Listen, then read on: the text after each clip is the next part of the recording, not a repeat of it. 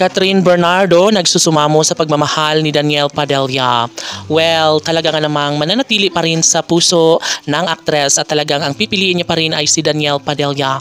Maaalalang sa kanilang interview sa national television ay nararamdaman at nasisilayan ng manunood na talaga nga namang sobrang nasasaktan si Catherine Bernardo kay Daniel Padilla. Siyempre, hindi talaga ito kayang pigilan ang tunay na damdamin ni Catherine, sadyang hindi kakayanin ng aktres ang tuluyang mawasak ang kanilang pagmamahalan ni Daniel Padilla.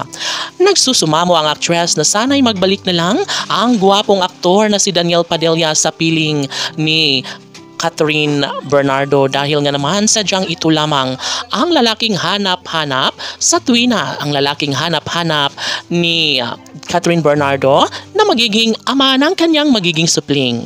Sa interview ni Catherine at Daniel ay talagang inamin ni Catherine Bernardo kung ano nga ba ang definisyon ng loyalty, no? Sadyang pinapatamaan lamang niya si Daniel Padilla dahil talaga nga namang hindi loyal si Daniel sa kanyang pagmamahal kay Catherine Bernardo. Siyempre, ito lang naman ang basihan ng lahat kung talagang naglulukuhan si Daniel.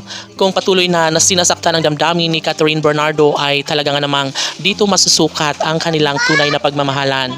Mariing inamin ni Catherine Bernardo na talagang sinasaktan ang kanyang puso't damdamin ni Daniel Padilla at ito nga ang sinabi ni Catherine Bernardo na mayroon ng ibang babaeng minamahal si Daniel Padilla, kaya sobrang durog na durog ang puso ni Catherine Bernardo sa mga pagkakataong ito.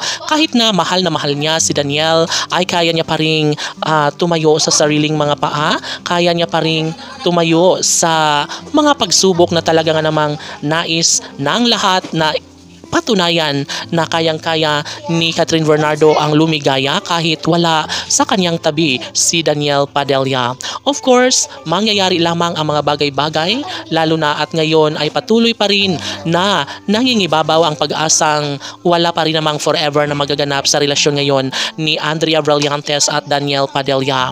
Nais lamang ni Andrea na tuparin ang kanyang pangarap na sana'y makarelasyon niya at makapiling hanggang sa pagtanda ang gwapong aktor na si Daniel Padilla. Sobra-sobra ang pag-ibig ni Daniel para kay Catherine, ngunit talagang sumuko at talagang winasiwas ang pagmamahal na inialay ni Catherine Bernardo para kay Daniel. Tila si Andrea Brillantes na nga ang tunay na nagmamay-ari sa puso ngayon ni Daniel Padilla. Kaya awang-awa ang taong bayan sa pretty girl na si Catherine Bernardo dahil sila dapat ni Daniel at Catherine ang nararapat na magkatuluyan laban.